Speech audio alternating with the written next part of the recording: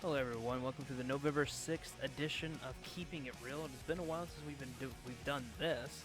I'm Blake Carter. I'm going to be the host today. I'm going to have Kyle and Andrew joining me later today. Basically, I want to give a rundown of what this show is about. In a way, we have no filter, meaning we don't hold back on what we have to say at all. So, with that being said, we are going to go over these topics. Sasha Banks and Charlotte, why that decision was overturned, Undertaker returning in 2 weeks, and what our thoughts between Raw and SmackDown are right now. We have a lot to talk about, also including TNA.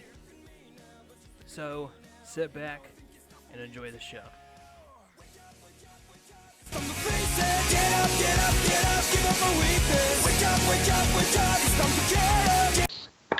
Ignition sequence start. 10, 9, 8, 7, 6, 5, 4, 3, 2, 1.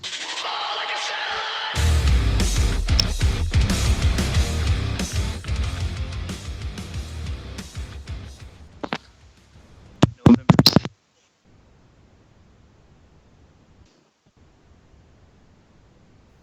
That's really awkward. I was muted that entire time, and I'm not going to restart all this.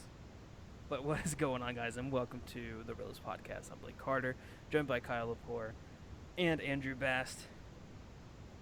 Welcome to Keeping It Real, November 6th edition, as you've already heard. And you've already heard some of the topics we're going to be getting into, and it's going to be back. We were supposed to do this yesterday, but I got probably one of the worst migraines I've ever had in my life, and my migraines are awful when it comes to migraines. But, let's talk some wrestling, shall we? Oh yeah, let's do it. So, Been waiting a long time for this. where should we Woohoo! get started? I would start with the cruiserweight division All right, because there's a lot to go over there with that. what you got? Okay, so I don't know about you guys, but it's been really cool having cruiserweights on Raw. I've really enjoyed it. I've enjoyed the Cruiserweight Classic, but after really sitting back and contemplating it, I asked myself this question: is the Cruiserweight division stale, and is it not being used the way that it's supposed to be? Right, Kyle, what do you think? Cruiserweight wise, you're bigger into the cruiserweights than I am, obviously. What's your take on all this, Kyle? Yeah, I absolutely love the cruiserweight division. I think it's been an amazing add-on. I'm glad they brought it back, but I don't think it's really stale. I think because it's a new division, you kind of have to build it up. And this feud that we've had for a while with T.J. Perkins and Brian Kendrick. Wait, what'd you say? No, it's just the way I look at it. I've been really thinking about it. I'm like, they have so many damn cruiserweights now, all of them that deserve quality airtime, and there's only one championship, and that's the only championship that they can go for. So it's like you have all these cruiserweights that are just begging to be used, and it's like, is WWE correctly using them to that extent? That's what I'm really concerned with at this point.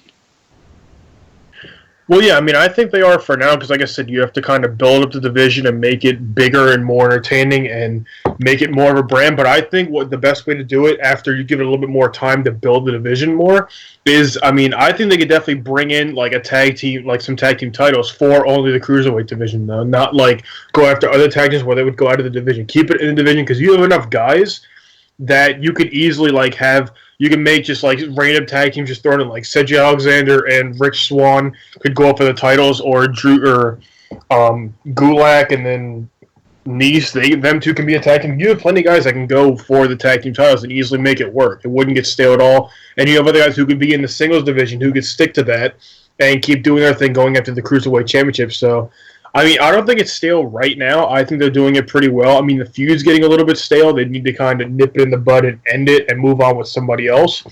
But I think something that'll really help if they integrate some tag team titles only for the cruiserweight division and give other guys more spotlight. So you're saying now I got the butt end of that because I had to deal with something, but or did you say that the cruiserweight should have their own tag team, or should they should be involved in the tag team?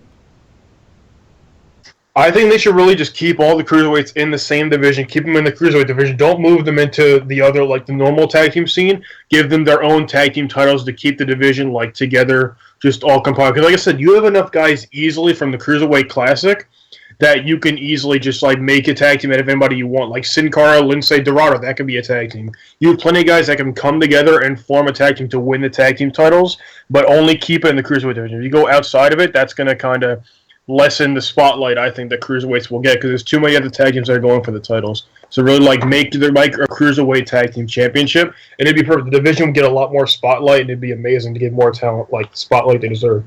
You know, I think... See- Go ahead. Go ahead. Sorry. It's interesting that you say that. That, you know, they should eventually get their own cruiserweight championships. But how do you do that on Raw? That's the thing that you have to look at. I mean, with Raw, they should be able to compete with the Raw Tag Team Champions. I mean, that's the way I look at it. I mean, if you add another championship to Raw, it's going to kind of make it already more overdone than SmackDown. I mean, SmackDown already has less titles. Now you're going to add another title. But, you know, what you said there has a little bit of, you know, thought going into it because WWE lately broke that they're actually going to put a new Cruiserweight show on the WWE Network because of the success of the Cruiserweight division and the Cruiserweight Classic. Yeah, but that, So that could we'll see also something like hurt, that. though, because it's also going to be competing against SmackDown on Tuesdays. Is it on Tuesdays? Yeah. Wow. I don't think that's a smart idea. I would have said move that to Thursday or Friday. I mean, to be completely honest with you, I don't think they need to have a Cruiserweight TV show. They need to keep everything on Raw because, I mean, let's be real, Raw is not the greatest right now. The 3 hours is killing them. And, I mean, as of right now, we've only had one big storyline, and that being Brian Kendrick and TJ Perkins. Yeah. But if you want my opinion, I think what they should do if we were going to add have cruiserweights have tag teams, is just have the cruiserweights be in the tag team division because it adds variety to that tag team division, which is right now made up of 3 teams or 4 teams: the New Day, In Zone Cast, the Club, if you still want to consider them the Club, and Sheamus and Cesaro right now. Well, I mean, yeah, but I mean, you also have like other teams that are kind of like lower, but still considered not in the running for, but still tag teams. Like you have the Shining Stars, you have like Golden Shoe teams like that, where it's just I feel like that if you end up throwing cruiserweights, I mean, they could easily run in the normal tag team division and be fine easily, but I just think it would give them a better chance. It'd be more entertaining to see just keep seeing cruiserweights only against cruiserweights, so you can keep flying around and not go against guys like Sheamus and Cesaro, where they're going to have to kind of wrestle at a slower pace. That's my only issue with it. I think they should just stay within the division, personally. You know, it's interesting because I feel like a lot of the wrestlers on that Raw roster, in terms of Raw tag teams could actually compete at that level. I mean, Sheamus, he's not so much the best fit for cruiserweight, but look at Cesaro. Cesaro has proven that he could pretty much run with any division class and make it look good. And, I mean, you could say the same with Shining Stars if you actually put them on. You know, I mean, they are cruiserweights. Yeah, but they're also Puerto Rico's travel agents. Yeah. But, I mean, what you're actually laughing at that, and that's actually interesting because back at the draft, we thought that Raw had the best pick of tag teams, where SmackDown had, like, no tag teams. And if you really look at the SmackDown tag team division, they have a lot of big names now. I mean, some of them aren't so big, but they could be if given the right foothold, like the Ascension. The Ascension, all they have to do to re-energize them is to have them just go undefeated, sort of like what they're doing with Authors of Pain on NXT. Just have them start destroying people, left and right. Don't put them in matches with American Alpha. Don't put them in matches with the Usos. Don't put them in there with the Hype Bros. Just have them just destroy people for a while, and then move them up and have them destroy them. Well, let's there's some. Let's before we go on about the brands and everything. Let's talk about Hell in a Cell between Charlotte and Sasha Banks. And speaking of Charlotte, she apparently has changed her in-ring name. It's nothing. It's still Charlotte, but she's gonna add Charlotte Flair to her name. Like or dislike? I don't know. I kind of like it short and sweet with just Charlotte. I mean, especially with how she was with her dad, Ric Flair, that with the promo that we saw, that doesn't really make much sense to me because she completely ripped into him saying, "Oh, like you're nothing. I'm better than you ever were," stuff like that. And now she's gonna like acknowledge the last name. I think she should have kept it with just Charlotte. It sounds a lot better than Charlotte Flair. Okay, well, let's go on about this. Hell in a Cell. We talked about it, a good bit during our review for Hell in a Cell. What do you guys think of Charlotte having the belt? Apparently, Sasha was supposed to win, but their minds was changed last minute, being Vince saying that Charlotte is to win, and then apparently there was a move that was supposed to happen but got scratched last minute, which involves a move off the top cage, but they were nervous that Sasha Banks' health, and since she has been injury prone, was not able to stick together or stay healthy after the move. Just say it involves a moonsault. I mean, that was the one thing I told you, Blake. I was like, I just don't want to see it. I want to see it, but don't want to see it because I knew that somebody would end up getting hurt, and it wasn't necessarily Sasha. There's so much that can go wrong from the top of that cage. I mean, there's so much, and she's thinking about doing a moonsault off the cage. Charlotte's got guts. I'll have to say that if that's what her plan was, but this whole thing with Vince, it's getting on my nerves at this point. Like, he only put them on there as the main event because he was pressured to do so by everybody else around him. Triple H, Stephanie, everybody around him, all the advisors, all the talent, give him a chance. And then he looks at the match and decides to make changes to it, which really, in my opinion, could have taken away from what could have been a great match to a spectacular match, if given the opportunity. The whole point of letting the women's division get in there and do something for a change is to let them prove themselves. And it's sort of like what you tell your kids when they grow up. You want to keep holding them by the leash. You want to give them a chance and let them have the opportunity to let them shine. And Vince has that very strong leash coming on, and he's not letting go. And that's not just for the women.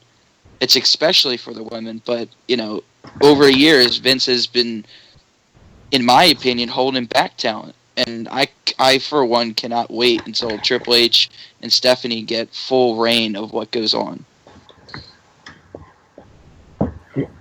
Yeah, I'm at a point now where we're probably gonna see Sasha and Charlotte again. Actually, is there a women's championship happening soon? I don't know. As far as we know, the title won't be defending until after Survivor Series. Yeah, which, speaking of titles, AJ Styles will defend his against Dean Ambrose at TLC, so they have over a month to build that rivalry. It's interesting because I don't get tired of seeing AJ Styles, but I'm getting tired of seeing Dean Ambrose. Right. Like it's just to the point where I'm kind of like, again. And the worst part about it is that people weren't sold on it, and people still aren't sold on it. There's a lot of people that took the internet and completely trashed Dean Ambrose for having another opportunity. Right. And the worst part about it is it took James Ellsworth to get him over to get into that match. Right. That's the worst part. When you really think about it, the way they weaseled Dean Ambrose back into it was by using James Ellsworth and his popularity. Hey man, any guy with two fists has a fighting chance. Come on, man. Hey, G, do you want my opinion? I still can't believe that. I mean, like, this feud, it's been great. It's been entertaining. It's been awesome to see.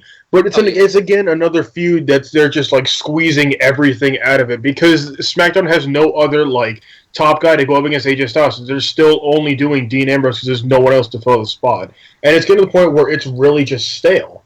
I like seeing it, I do, especially with James Ellsworth. It's really entertaining, but it's so stale. The wrestling, the promos, it's the same thing every single week. Look, I'm not saying anything against Dean Ambrose or anything, but James Ellsworth is a huge draw right now. You know, the worst part about it is that Dean Ambrose didn't need it. He didn't. Like, really, the ironic situation about it is if you really wanted to get somebody into that main event and like put him over, it should have been Roman Reigns. Roman Reigns was the one who needed James Ellsworth, not Dean Ambrose. And Roman Reigns himself is now going to get booed again because they're throwing him right back into the championship picture. Speaking of Roman Reigns is set apparently from promotions for the pay-per-views and stuff. Roman Reigns is set to go off against Kevin Owens at Roadblock in December for the Universal Championship. Big mistake. Big mistake. So is he going to have the U.S. title? That's the main question. I don't think so. I mean, maybe. Because, I mean, I don't know who he could lose it to right now. It's just Rusev again. There's no one really in line for him to lose it to. As far as I know, their plan is to have it going forward as a Universal Championship match, champion versus champion, but not, for the United States Championship. Here's something new that's actually that I've been reading up a little bit on. Apparently, Bayley was supposed to be getting a push for WrestleMania. Apparently, that's been scratched, and it's going to be Dana Brooke. What? Excuse me? That's what I've read. What? I don't even know how to comprehend that statement. I have to take a minute. Really. So it's gonna be like if it happens, it's gonna be like Dana against Charlotte then? Possibly. If that is the case, I'm not appalled by Dana versus Charlotte. I'm not at all, but they don't need to have the championship on the line for it. Yeah, right here, Dana Brooke is to have to take Bayley's push in WrestleMania against Charlotte.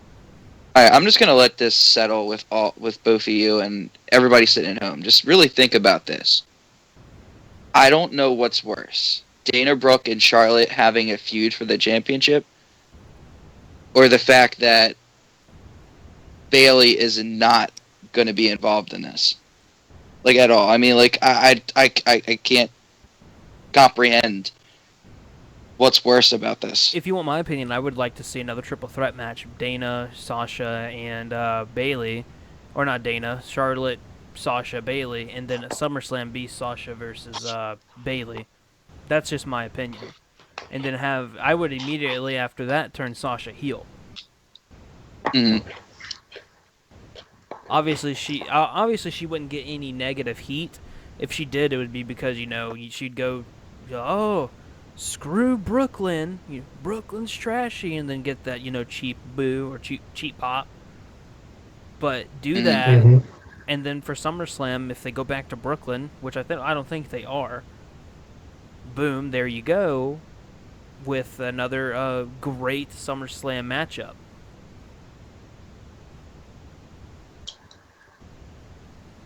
I mean, I think fans are actually praying to see this at this point. But with the way the current ground is going, it's going to be this elimination championship match, or not elimination championship, the elimination match with the two champions, and then afterwards it's going to be a feud with Bayley and Charlotte, which I'm actually excited for. I am too. I know Sasha's not supposed to be on TV for a few months. I guess, what are they thinking? She needs time to recover or something? No, not that. It's just gonna make people want her. So supply and demand. Get her off TV, make people want her. I mean, in all honesty, I could see Bayley winning the title and then having one of those when she's out there doing something and then do do do do do do and her music hits and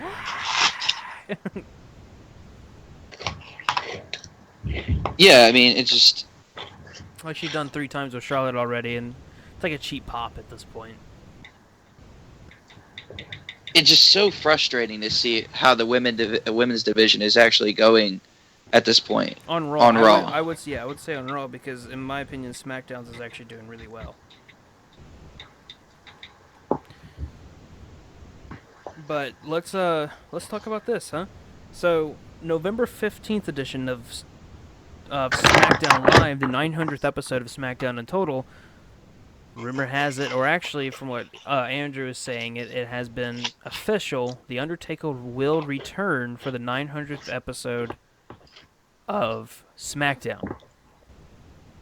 Now we've already seen That's Kane, interesting. we've seen Kane come out of a casket, which we've seen Kane or Undertaker do a lot. Do the Brothers of Destruction come back together to face the Wyatt family once again? I think that would be interesting. That'd be the Yeah. best situation I think right now. That would be the perfect moment for Randy Orton to turn around and be like, surprise. Because everybody's already calling it, that he's not turning heel, that, he's just waiting, waiting to turn on the Wyatt family. And, now that they got 3 members again, or they have 3 members, man, it's good to go. Right. What do you guys think, though? Is it just a 1-episode thing since it's the 900th episode of SmackDown? Yeah, I don't think so. I think they might try to work him in. But I mean, the issue is that we don't know that his current health. He could just be coming back just to do promos. I'm not sure what he's going to do. He might just come back to do promos. He might come back in action. It depends on what his health is at. I think if he's healthy enough to compete, the best angle for him right now, since this time before WrestleMania where he doesn't have to worry about a match kind of thing, is to work him in with Kane to take on the Wyatt family somehow, but that would be 2-on-3, so I don't know. Well, I mean, even if you do that, you could always have Undertaker have less time in there and have Kane really take most of the bumps. I mean, they did the same thing with Daniel Bryan. They did the same thing with Daniel Bryan, though. When Daniel Bryan was questionable, they had him in several tag team matches, and he'd only have, like, very minimum time and light bumps, and he would, he was fine that way. Yeah, but what if he comes back like a Brock Lesnar? Part-time performer, only comes in during big pay-per-views, and, when his matches happen, it's big. I mean, I honestly think that they should put him in for, a pay-per-view event. Have him in there for, like, a month. Like, not necessarily every show leading up to it, but, just to the point where it's just not a one-time appearance. Because somebody like The Undertaker, people aren't expecting him to show up and, do, like, a one-time only thing like Stone Cold Steve Austin at WrestleMania, Right.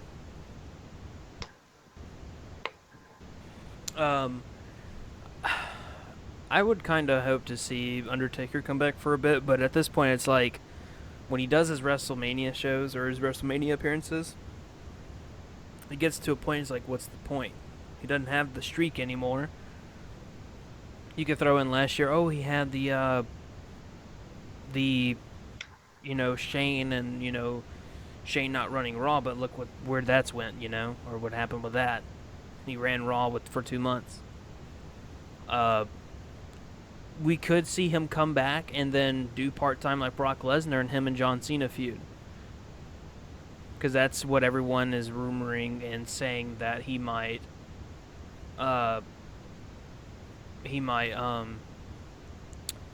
wrestle at WrestleMania. I know that's what he was supposed to wrestle in 32 apparently. Yeah, but that's all that Undertaker really has left in him. He's got nothing left. Yeah, I mean, that's when you turn around and say, okay, well, have The Undertaker run a successful thing, maybe with Kane, and towards the end of that run, that's when you have John Cena come out. Whether it's him turning heel or him being him, come out and do something with The Undertaker, which gets it the action going. Like, this is something that has not happened before. You, me, WrestleMania, let's do it. Icon versus Icon. Career-ending match, maybe, you know? Oh, this is something brand new. I'm sorry, this is totally interrupting you. Apparently, old Daniel Bryan's going to be in the Hall of Fame next year. Really? Yeah, they're talking. Wow, That's big. that's early. That's really early. Like, they're talking about who's going to induct him. Do you think it'll be William Regal or Kane? It'll probably be William Regal, I think. Yeah, that was his mentor. That's Exactly. big. But that's. I thought they would wait longer. Like, he's still young as shit. Normally, you wait till like years until. Well, I mean, inducted. There's been some circumstances where somebody's been introduced Edge. like Shawn early. Michaels. Edge, Shawn Michaels, like right after the career's over. Like Sting. Yeah, true. He still says he wants to come back for one more match. But, he was back and he was wrestling not too long ago, and then as soon as he got hurt, they said, all right, I'm going to retire, and I'm going to retire to Hall of Fame. Well, it's like Scott Hall, like, the only reason it takes a while for most people is because they're not on good terms with the WWE. Scott Hall wasn't on good terms with WWE. He got inducted. Jake the Snake, too, right? Jake the Snake? Yeah. Jake the Snake was on terrible terms with the WWE. I'm trying to think of who else was on bad terms with him. I just had one, and it just, like, went blank. Well, I mean, London Blaze, for one. Oh, God, I lost him again. But it's actually surprising that you mentioned Scott Hall, because there's been a lot of stuff going on Twitter lately, a lot of speculation The Ultimate Warrior. about Scott Hall. Yeah, Ultimate Warrior as He well. was on bad terms. But Scott Hall, I mean, reportedly has not been answering his text messages, and he missed a live event. Yeah, I So saw people that. are, like, freaking out about, like, is he okay? Is he not okay? They're, like, asking DDP and asking all these people to know him to reach out to him and see if they can get a hold of him, because he's not responding to anything. I saw that. I didn't want to say anything on it yet because of the fact that.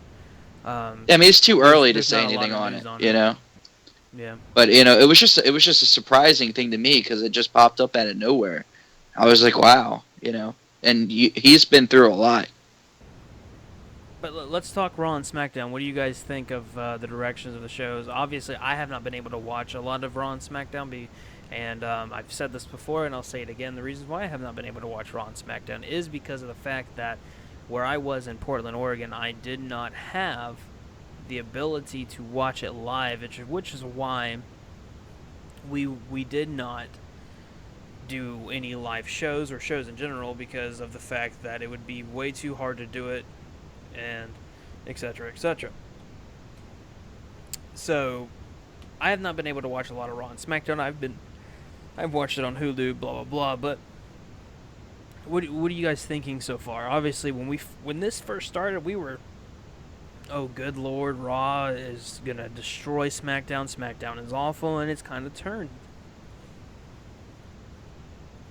I think I'll let Kyle go first on this one, so I don't interrupt on him.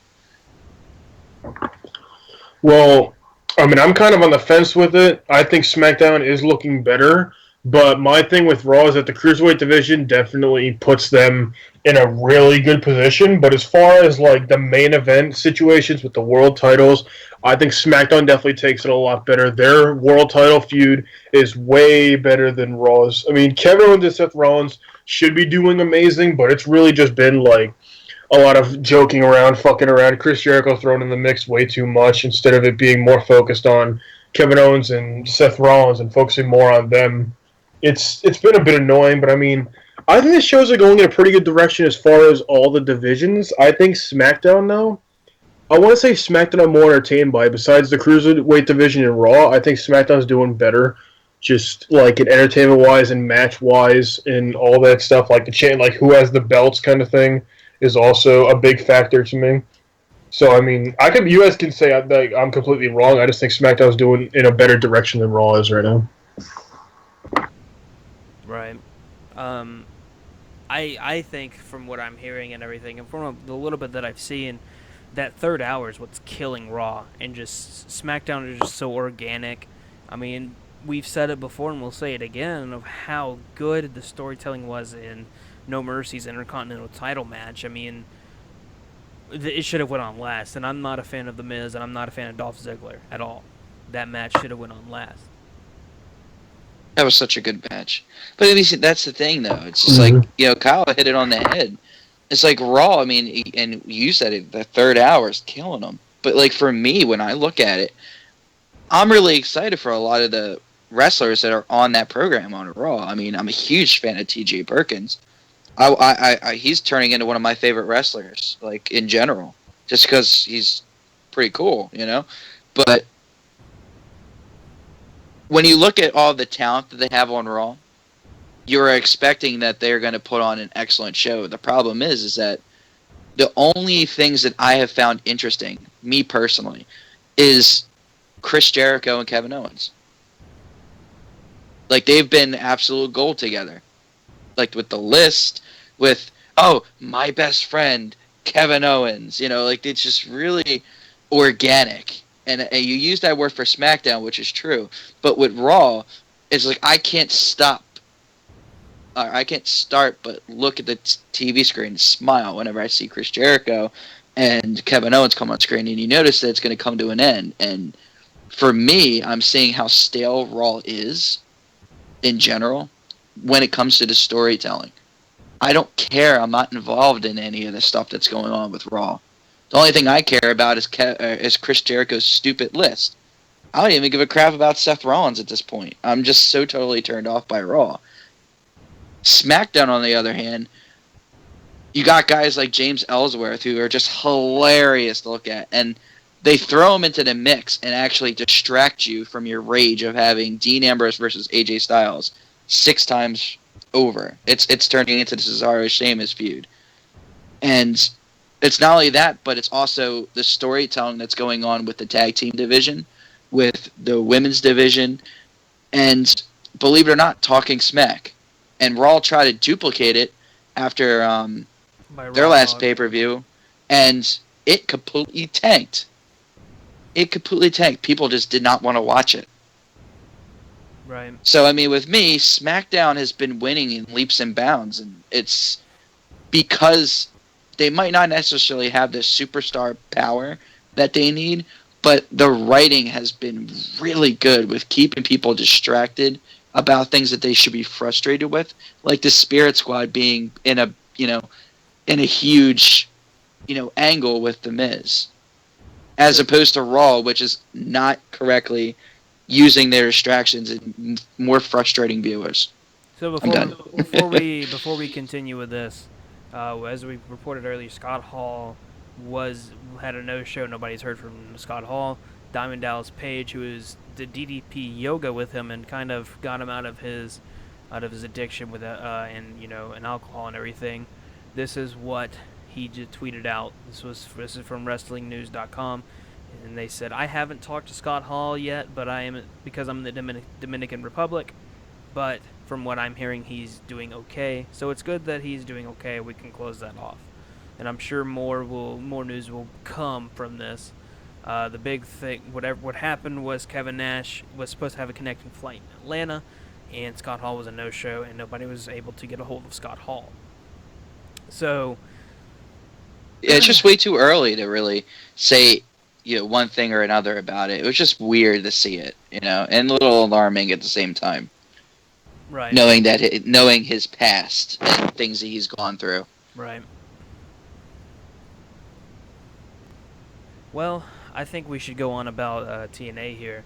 TNA or Impact having a lot of drama within the past month of being up for sale, WWE being a potential buyer and then turning around, and then WWE not being a buyer but only wanting to buy their video library for the network, and then turning around to Billy Corgan wanting to buy the company, to Billy Corgan suing the company, to Tennessee apparently filing a lawsuit against Impact. A lot of people are filing lawsuits against the Impact Wrestling. Nobody knows how they got funded, or I'm not sure how they got funded for Slammiversary. Right, Slammiversary was the last one, correct? Who was it? No, I think it was Bound for Glory. Bound for Glory was the last one. Yeah, Bound for Glory. We have big time wrestlers coming in, and now we don't know if their job's secure. So, to also, WWE being a buyer was a lie, and it was just to make people interested in buying the company. I don't know, man. This whole TNA thing has just been one, shitstorm. Like TNA has done so much under Dixie Carter, that to the point where it's just like they are completely blacklisted at this point. Nobody wants to touch them. Anybody who touches them knows it's poison, because they have so much in debt and so much they've lied about. It's just such a turnoff to any company that might want to salvage it. Well, I'll say this, TNA is is a toxic name right now, Impact Wrestling being toxic also.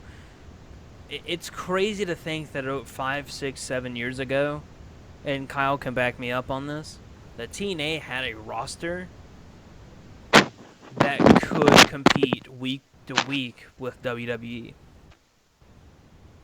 Oh, absolutely, dude. Their roster was absolutely amazing. They had guys with lots of talent. They had Bobby Roode before he left. They had AJ Styles before he left. Was his name right? Eric Young, even when he was even Robert Roode.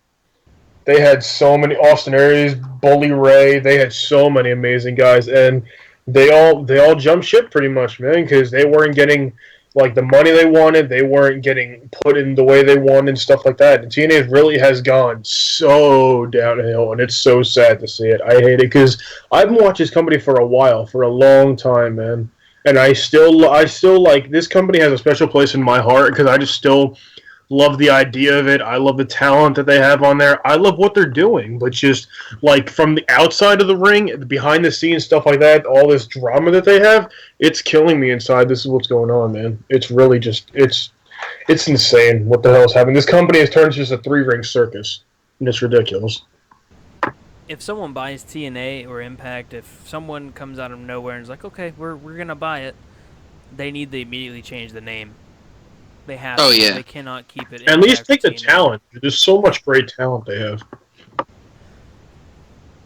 I don't know. I mean, like a couple weeks ago, it was being said that if wrestlers weren't getting paid by the next week or something like that, that they were going to be leaving the company.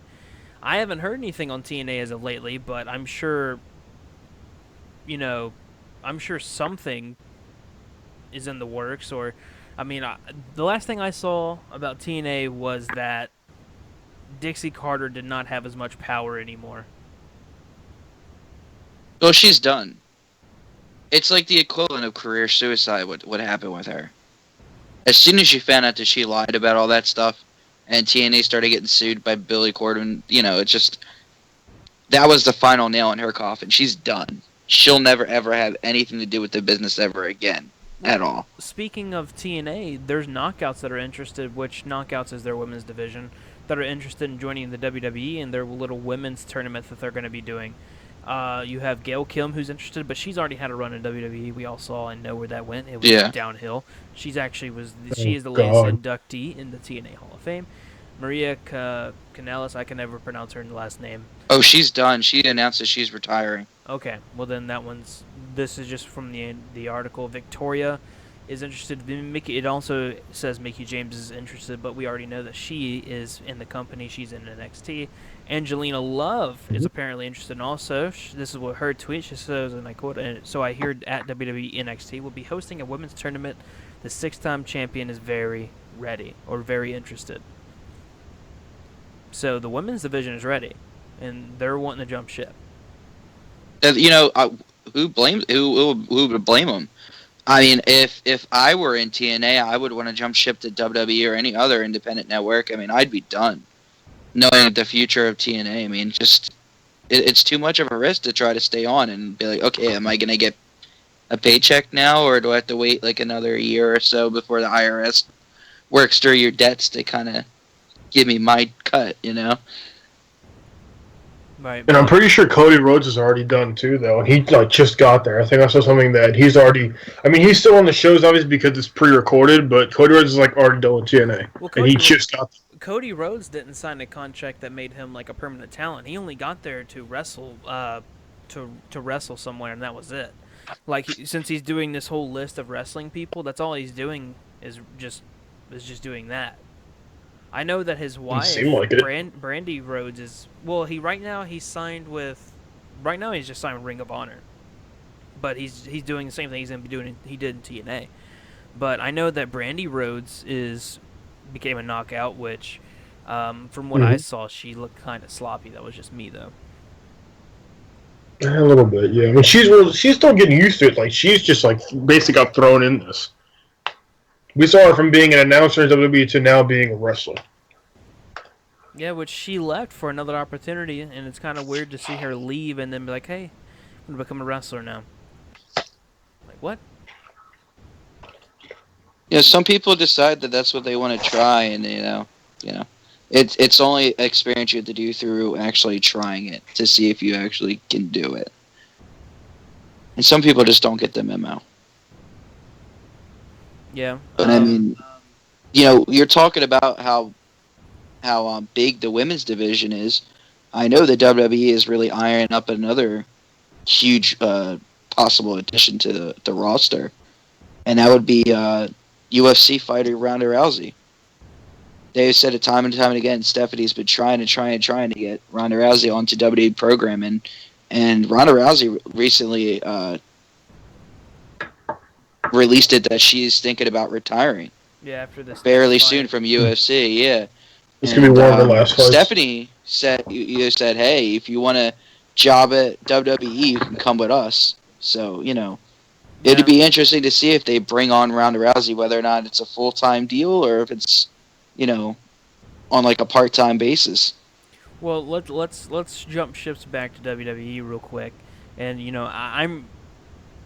this isn't a scripted show. If we see something in the news, we just report on it. So this is something new. Former women's champion or Divas champion is missing wrestling, and that being Brie Bella, and she said, and I quote, "I miss wrestling so much and cannot wait to make a comeback. Would I like to wrestle my sister? I do enjoy that, but I'd like to make a comeback as a Bella twin and take on Lita or Trish Stratus. You need to make this happen." End quote. Oh, yeah. So she does plan on making a comeback after her pregnancy, and by the sounds of it, it's going to happen. But let's jump ship to Survivor Series, which is happening in 13 days.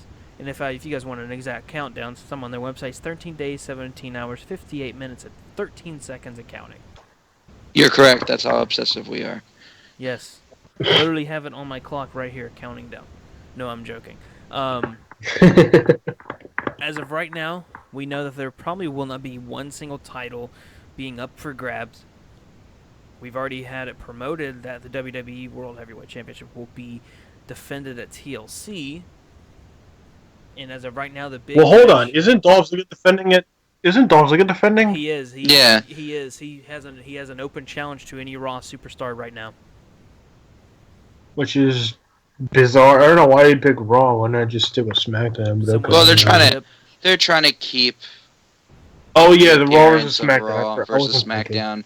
But, I mean, like, the only two titles we have the possibility of seeing are the Cruiserweight title and the Intercontinental title up for grabs.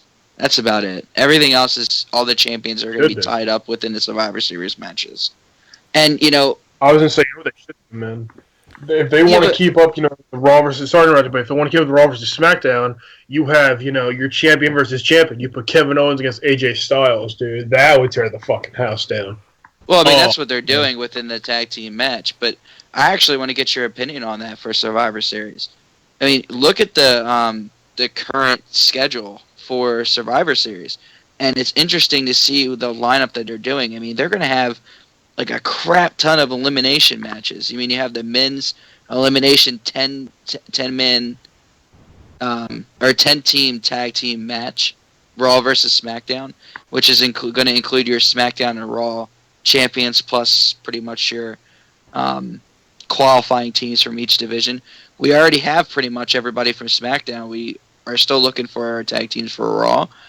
Then you're going to have your women's elimination match, which are going to include both your Divas champion, or not Divas, your women's wrestling champions and a handful of women athletes.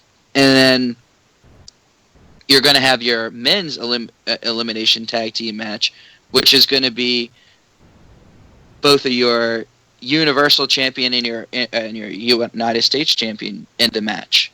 And like the way I look at it, like, wow, they're really shoving the elimination matches down your throat. I mean, Survivor Series, there's always been that one match, you know, the one elimination match, but here we're gonna get 3.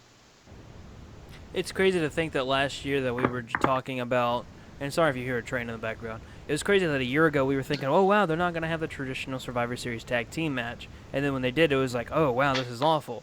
Now, pay-per-view might as well be called Raw versus SmackDown. We might as well have the video game in this, and why not? You know, so it's nuts. Who knows? It could be outstanding. But we say this about just about every pay-per-view. Oh, it has the Right. potential to be a great pay-per-view, but then it turns around and you're just like, and we come in and it's like, wow, we are really disappointed in that. You know, I'm come to the realization SmackDown will deliver, but I'm just gonna start having low expectations when it comes to pay-per-views. That's how I look at the Dallas Cowboys when they play, and you know what? They make me very, very happy on Sundays when they do win. I'm just going to start having low expectations, which sucks because I don't want to have low expectations for this because they have so much potential in these pay-per-views. Not even just that Sunday, which is going to be a 4-hour-long pay-per-view, so it's actually going to be 5 hours long, meaning you have the hour-long pre-show or 2-hour-long pre-show, whatever they're going to want to do. Then you have the 4-hour pay-per-view itself. Then Saturday you have a 2-hour pay-per-view of being NXT TakeOver Toronto. And That's a hell of a lot of wrestling. That's a lot that of week. wrestling, and not to mention there's the potential of a Ring of Honor pay-per-view happening, or or something else happening. UFC fight could happen. There's no telling. That is a lot of wrestling, and we saw from from SummerSlam, it didn't do well for him. It didn't. No. Well, it doesn't help when you have a show like NXT TakeOver the night before. Especially when NXT TakeOver tears down the house. And now you're like, well, shit. We have to up the ante. And they just don't have the opportunity to deliver as well as NXT does because of how long their program is. Yeah, I mean, we'll see. But, I mean, at this point, I don't have high hopes. Obviously, we're going to have, at this point, we're going to have a Raw superstar come in for the Intercontinental title. And from what I'm hearing is true about the whole, whoever wins out of the men's, Survivor Series tag team match, Raw or SmackDown gets still a person from their roster, then by the sounds of it, we could have just a potential trade happening. Because let's be realistic here. Let's say that Raw superstar wins the title, right? Let's say it's Sami Zayn. Sami Zayn comes in and wins the title. Well, Raw ends up winning that Survivor Series Tag Team Championship, and they just pick someone from SmackDown. It's a trade. Yeah. I mean, they could pull the whole, okay, well, you won the SmackDown title. Now you're an official member of SmackDown because the Intercontinental Championship is property of SmackDown. You would have to do that. You'd have to. I mean, the only way they offset it would be to have the Raw superstar beat Dolph Ziggler and then have SmackDown win the match and be like, okay, well, we're going to pick the person who won the SmackDown Championship match. It's too much to tell, but I mean, I feel like they shouldn't put that stipulation in there. So far, they haven't.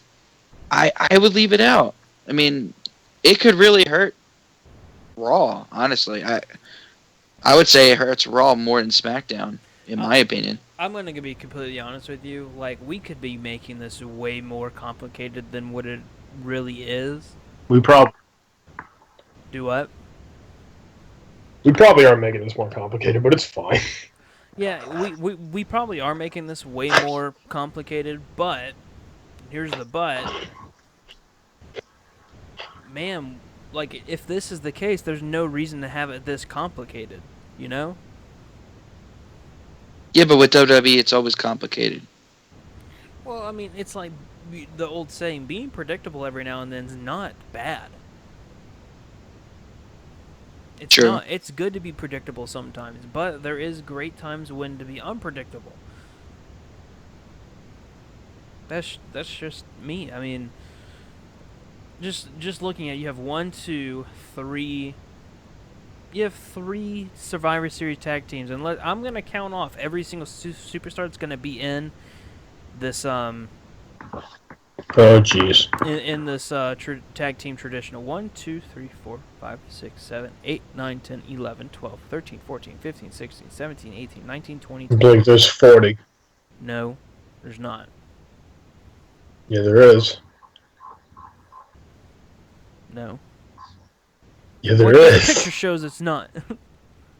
Well, Blake, okay, look, let's do at simple math. It's 5 on 5, 10 for the singles men, 10 for the single women, and then 20 for the tag teams. That's what you're saying. No. I'm talking about Matt, no. it's I'm simple. talking about just the tag team match by itself. That's 20. Yeah, that's what I Yeah, said. it's 10 on 10. But 20 here's shitty tag team. well, here's the thing that I'm looking at. Like, I think out of the matches that are going to be there, I think that the most exciting is going to be the men's championship match, or not championship, but with the champions in it. But you have to have a stipulation to make this interesting somehow, because at this point it's just like, oh, they're facing each other. Cool. Well, I mean, it's interesting to see who's going up against who. Honestly, it's Kevin Owens and Chris Jericho with Roman Reigns and Braun Strowman versus Baron Corbin, Dean Ambrose, AJ Styles, Randy Orton, and Bray Wyatt. No, but there has to be a stipulation there, because you can't have 3 matches like this and just be like, yeah, they get to brag about it. Oh, cool. You can. So that's it? Yeah, that's it. That's it, man. What stipulation could you possibly have? What could you have? There's nothing. The best thing is, what we've been hearing is they get to steal someone from the roster, or you could throw up the whole, well, when the draft happens, we get the first pick. That's probably, that might be possible. There has to But I be don't know. something. There has to. There probably won't be. You can't have it where it's, let's say Raw wins and Raw will come, yeah, so we won. Yeah. So That's what it's been every year. How could you not have that? Speaking of Roadblock, this is what's going to happen. It's like, what? Well, you talk about predictability. That's what they did with bragging rights. And that actually ended up being a pay-per-view. Bragging rights, Yeah, but for those, like, you got something out of the draft. Like, remember they used to do that, and you would get to steal someone from the draft, or you'd get the first pick. Like, there was a stipulation when it came to these. And by the way, I'm very glad that WWE finally went back to red ropes. I get that it's for breast cancer and they wanted to have one rope pink, but they should have done what SmackDown did. I'm so tired of seeing the white ropes. I just think it's crazy that they switched the ropes for the cruiserweights. I'm honestly like, I'm mind blown. I'm like, that's how hysterical. the hell did they? I'm not no, a fan. No. Like, I think it's cool that they're trying to like keep the cruiserweight stuff going. Like, they're still doing the UFC type thing after they win. At least for the big stuff that I've seen, where they have that person get their hand raised afterwards. So they're trying to keep certain traditions like that alive, and with the purple ropes. But I don't know. I don't know how the hell they changed the ropes that quickly. I don't like. Like, I mean, that has to come apart, right? I honestly don't like any of it. I don't like that they have the whole arena turn purple. I don't like how they change the ropes. I don't like how they change the turnbuckles. I don't like how they make them shake hands at the beginning of a match. Brian Kendrick and T.J. Perkins' rivalry was huge, and we're going to make them shake hands at the very beginning of the match. This isn't the UFC.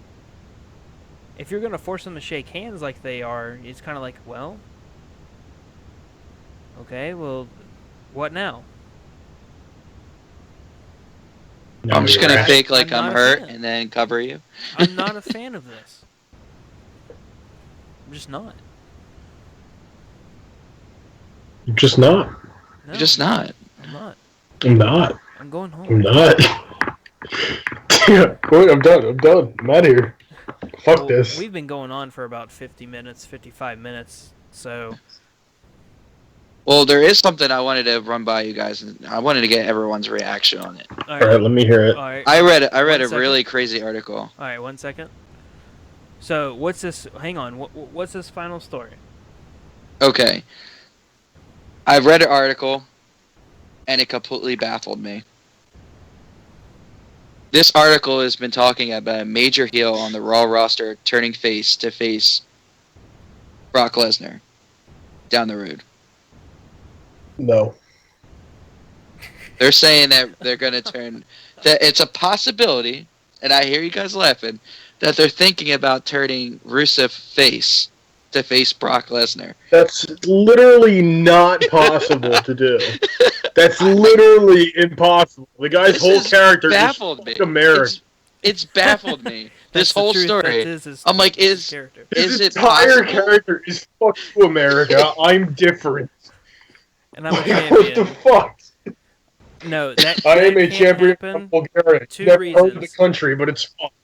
2 reasons. First off, is he Bulgarian or is he Russian? Come on, he already did the We don't Russian- know. We know he's Bulgarian. No one First knows. off, like Kyle said, that's his character. And second off, Brock Lesnar does not need to be a heel or a face. He needs to be straight up like he has been, and that's how it's done. Period. The end. There's no way that's gonna happen. It's That's like a literally mic not, drop moment. It's not feasible to happen. I could I drop just- the mic to break. It's It's just crazy, like, just the thought about it. Rusev turning face. I'm like, really? Yeah. It can't. His entire character is fuck you to the crowd. That's all it is. To He the doesn't country. care. He He- can't change it. What's gonna come out like in all American uniform, come out to the national anthem? That's what Lana's gonna sing. You know, at one Change point, everything. Sarge You know what? I himself love America. said, "Fuck you, America," and then he's beloved again now. That's like the like his I love character. His character reminds me of the old faction, the Un-Americans. Oh yeah, the Un-Americans, Lance Storm, Christian, And what Test and Test, they would yeah. They would try to burn the American flag. Still. To Oh this- yeah, to yeah, this day, yeah. They would fly the American flag upside down. Yeah. Which, if anyone doesn't know, that for the flag to be upside down, that is meaning that we are in distress. My favorite Kane return of all time to this day is when the Un-Americans were about to burn the American flag, and he returned. Oh yeah, yeah. Favorite one of all time. But I think that Oh, will man. do it for today's or tonight's show. This is obviously going to be going up on a Monday, and again, we will be live. If you're listening to this on November 7th, 2016, we'll be live later tonight at 10 o'clock Central, 11 o'clock Eastern Time, right after Monday Night Raw. Yes, we're going to be live once again. Man, I'm actually kind of ready to start watching Monday Night Raw and SmackDown again, but then there's that part of me that's like, Raw's so bad right now. And we will... Especially if Rusev turns face. America, I love you. Now everyone stand up and He's let's gonna sing. come out with Jack Swagger. I am Americans. America's No, champion. he's gonna have like you gotta have just an American short, like the flag shorts, and then like have a Hulk Hogan shirt on. He's gonna come out the Hulk Hogan's entrance music. Rusev Mania. Rusev Mania. Rusev Maska. And then he's like, all right, everyone stand up. We're going to sing the national anthem. Nana's going to sing it. I am America's super athlete. Fucking kill me, dude. All I right, could. so Oh my god. we're gonna end it on that note. I don't want to end it. I want to keep going, but We're gonna end it on that note with Hulk Hogan's theme song going on. Until next time, peace out. Copyright. No, it's a 30-second copyright rule. And that was November 6th edition of Keeping It Real. Again, thank you guys for listening, and I am super excited to be back. Again, Monday nights will be live with the Monday Night Raw reviews. Tuesdays will be the SmackDown live review. Thursdays will be next big thing, our podcast about NXT. And then Saturdays, of course, is Keeping It Real. And then Sundays, when a pay-per-view is happening, we will have a prediction show and results show of that pay-per-view. Be sure to follow us on Facebook. Our Facebook is The Realist Podcast. Just search The Realist Podcast. And on Twitter, we are at Realist Podcast. And until next time, peace out, guys.